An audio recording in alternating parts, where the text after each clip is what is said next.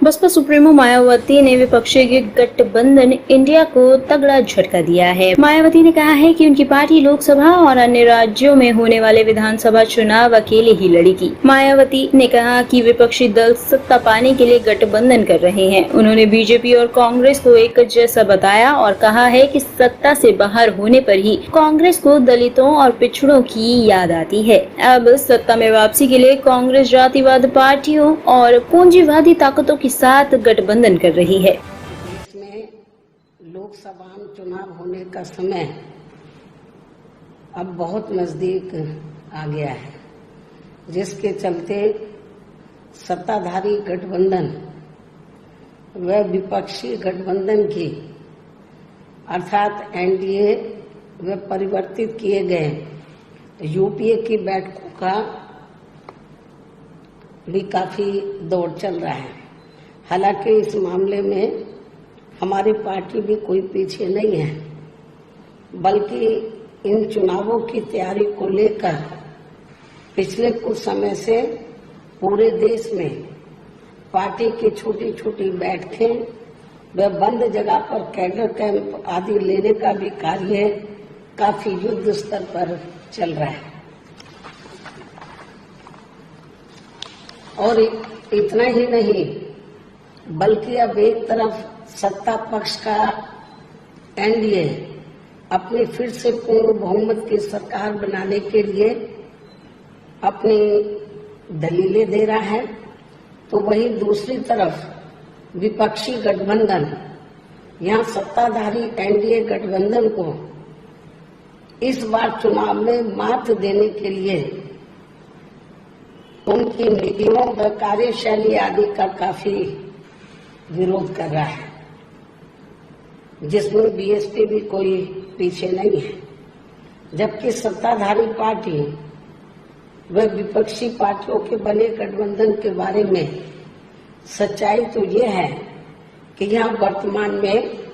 विपक्षी गठबंधन के प्रमुख दल कांग्रेस पार्टी ने आजादी के बाद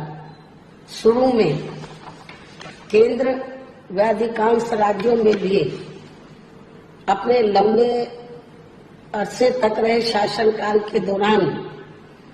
अपनी हीन व जातिवादी एवं पूंजीवादी मानसिकता को त्याग कर यदि देश में आम जनहित में तथा कमजोर वर्गों के हितों में भी पूरी ईमानदारी से कार्य किया होता और विशेषकर कमजोर वर्गों के हित व कल्याण के मामले में परम पूज्य बाबा साहब डॉक्टर भीमराव अंबेडकर की सलाह को भी मान लिया होता, तो फिर ना तो बाबा साहब को अपने कानूनी मंत्री पद से उस समय इस्तीफा देना पड़ता तथा ना ही आगे चलकर कांग्रेस पार्टी को केंद्र व अधिकांश राज्यों की भी सत्ता से बाहर होना पड़ता तथा ना ही फिर कमजोर वर्गों के लोगों को मजबूरी में बीएसपी के नाम पर अपनी अलग से राजनीतिक पार्टी बनाने की जरूरत पड़ती। और अब ये कांग्रेस पार्टी अपनी जैसी जातिवादी व पूंजीवादी सोच रखने वाली पार्टियों के साथ गठबंधन करके फिर से केंद्र की सत्ता में आने के सपने देख रही है, तो वही सत्ताधारी बीजेपी पार्टी भी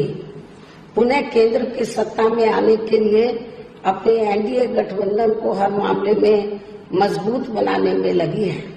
साथ ही फिर से सत्ता में आने का दावा भी ठोक रही है। ये कह रही है कि इस बार बीजेपी और उनका गठबंधन 300 से ज्यादा सीटें लाएगा, इसका भी दावा ठोक रही है, जिनकी कथनी व करने में कांग्रेस पार्टी की तरह ही कोई खास अंतर नजर नहीं आता है। कहने का तात्पर्य ये है कि अब ये दोनों बड़े गठबंधन यानी कि एनडीए व परिवर्तित किए गए यूपीए केंद्र की सत्ता में आने के लिए अपने अपने दावे ठोक रहे हैं, जबकि जनता को किए गए इनके वायदे व आश्वासन आदि सत्ता में बने रहने के दौरान अधिकांश खोखले ही साबित हुए हैं। वैसे भी कांग्रेस व बीजेपी एंड कंपनी के बने गठबंधन की अब तक रही सरकार की कार्यशैली यही बताती है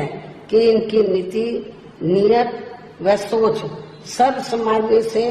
विशेषकर गरीबों, दलितों, आदिवासियों, पिछड़े वर्गों, मुस्लिम एवं अन्य धार्मिक अल्पसंख्यकों के प्रति लगभग एक जैसी ही रही है, क्योंकि इन्होंने सत्ता में रहकर शुरू से इन वर्गों के मामले में अधिकांश कागजी खाना पूर्ति ही की है तथा जमीनी हकीकत में इनके लिए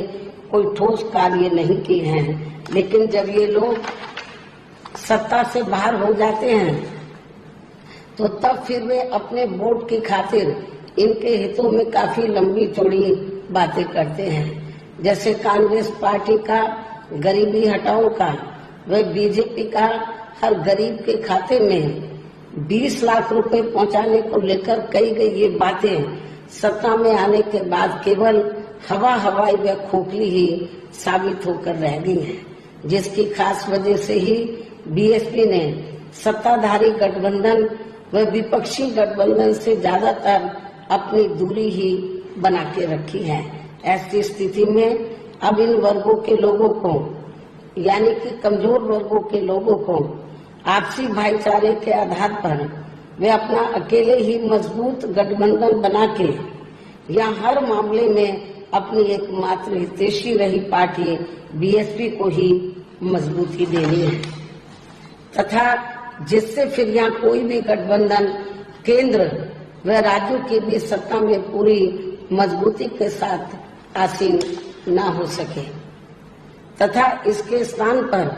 फिर इनकी मजबूत नहीं बल्कि मजबूर सरकार ही बनेगी। हमारी पार्टी का ये पूरा प्रयास होना चाहिए। Bureau report, team top story news.